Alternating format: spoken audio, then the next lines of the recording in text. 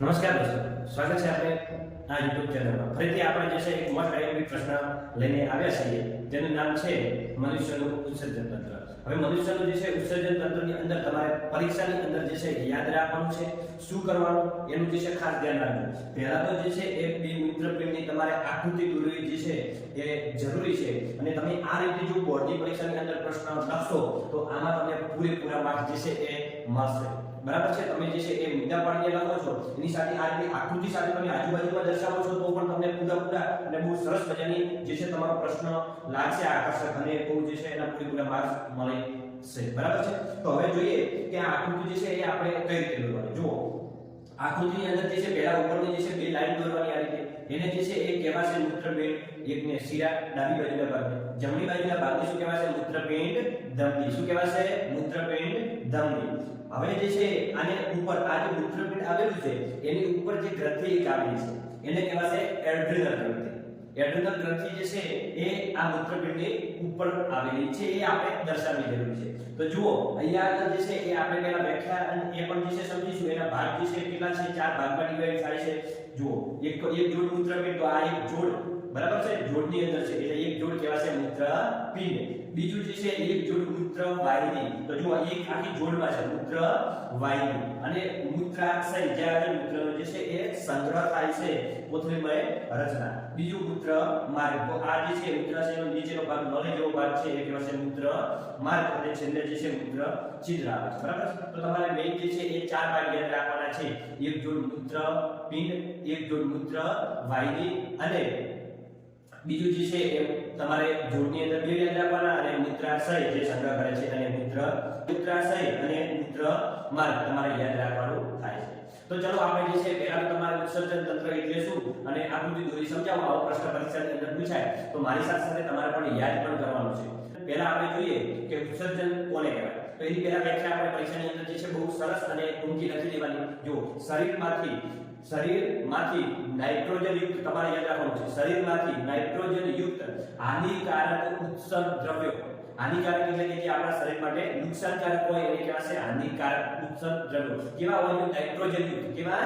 Nitrogen યુક્ત ઉત્સર્ગ દ્રવ્યો નિકાલ કરવાની, એટલે એનો શરીરની બહાર કાઢવાની, નિકાલ કરવાની. કેવી આપણે જે આ શરીરની બધી ક્રિયા કહેવાય એ જૈવિક ક્રિયા કહેવાય. કેવી ક્રિયા કહેવાય?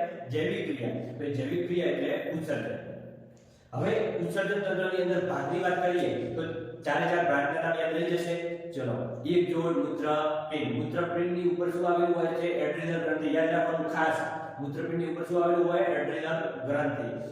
હવે એક જોડ મૂત્રપિંડ, પછી એક જોડ મૂત્રવાહિની, અને પછી નીચેનો ભાગ જે છે યાદ રાખવાનો મૂત્રાશય અને મૂત્ર માર્ગ.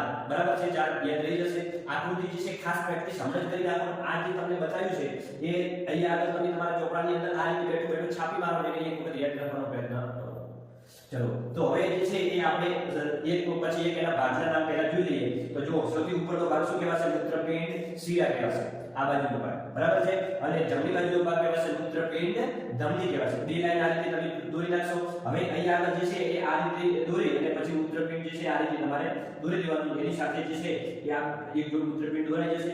પછી જે છે એ મૂત્રવાહિની. તો મૂત્રવાહિની પણ જે છે આ રીતે બે લાઈનથી જે છે બંને બાજુ દોરી અને મૂત્રાશયનો માર્ગ જે છે અહીંયા આગળ દોરી અને અહીંયા એક નળ જેવો ભાગ મૂત્રવાહિનીનો દર્શાવો. બરાબર છે? ખબર પડ્યો? તો અહીંયા આગળ છેલ્લે જે છે મૂત્ર છિદ્ર આવશે. તો હવે આપણે જે છે એ એક જોડ મૂત્રપિંડ છે તો મૂત્રપિંડ વિશે લખવું હોય તો અહીંયા આગળ શોર્ટમાં જ લખીએ. તો મૂત્રપિંડ શું કરે છે એનું કાર્ય આપણે અહીંયા આગળ લખવું પડશે. તો શું લખીશું? તો એક જોડ મૂત્રપિંડમાં રુધિર ગાળણ થાય છે. આ મૂત્રપિંડ હોય છે એની અંદર શું થાય છે? રુધિરનું ગાળણ થાય છે. મૂત્રપિંડની અંદર શું થાય છે? રુધિરનું ગાળણ થાય છે.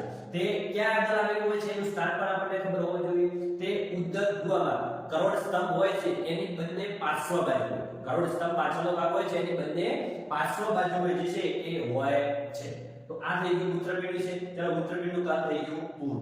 એના પછી આપણે આવી ગયા મૂત્રવાહિની. જો, મૂત્રવાહિની. તો મૂત્રવાહિનીની અંદર જે છે એ આપણે શું લખીશું? તો મૂત્રપિંડને મૂત્રાશય, મૂત્રપિંડને મૂત્રાશય સાથે જોડતી નલિકા છે. આ શું છે? નલિકા છે. મૂત્રપિંડને મૂત્રાશય સાથે જોડતી શું છે? નલિકા છે. જે મૂત્રને મૂત્રપિંડમાંથી ક્યાં આગળ લઈ જાય છે? મૂત્રાશયમાં લઈ જાય છે. એવું લખી દેવાનું. જો, મૂત્રપિંડને મૂત્રાશય સાથે જોડતી નળી કે આને શું કહેવાય છે મૂત્રવાહિની, જે મૂત્રને મૂત્રપિંડમાંથી મૂત્રાશયમાં લઈ જાય છે. આ છે મૂત્રાશય, જે આગળ થોડોક સમય માટે જે છે મૂત્રનો સંગ્રહ થાય છે. હવે એના પછી મૂત્રવાહિનીનું જે છે અહીંયા આગળ કામ પૂરું થાય છે અને મૂત્રમાર્ગ. મૂત્રાશયની અંદર આપણે વધારે પડતું કોઈ યાદ જ નહીં રાખવાનું. અહીંયા જેટલું મેં કીધું છે એટલું તમે નોટમાં છાપી મારો અને યાદ કરી લો. અહીં મૂત્રમાર્ગ, તો મૂત્રમાર્ગ એટલે કે મૂત્રાશયથી, આ મૂત્રાશય છે એથી મૂત્રછિદ્ર સુધી લંબાયેલો માર્ગ છે. આ મૂત્રછિદ્ર છે ત્યાં સુધી શું છે લંબાયેલો માર્ગ છે. એટલે શું કહેવાશે મૂત્રમાર્ગ. મૂત્રાશયથી ફરીથી મૂત્રાશયથી મૂત્રછિદ્ર સુધી લંબાયેલો ભાગ એને શું કહેવાશે મૂત્રમાર્ગ. અને અહીંયા આગળ જે છે એ મૂત્રછિદ્ર શરીરની બહાર ખુલતો માર્ગ એને શું કહેવાશે મૂત્રછિદ્ર. તો દોસ્તો આ વિડિયો તમને જે છે બહુ ગમ્યો છે તો એને લાઈક કરો અને સબસ્ક્રાઇબ કરો અને કોમેન્ટ પણ જે છે કરો જો તમને વિડિયો ગમતો હોય તો. ચલો મળીએ બીજા વિડિયોમાં. આના વિશે તમને ખ્યાલ આવી ગયો છે.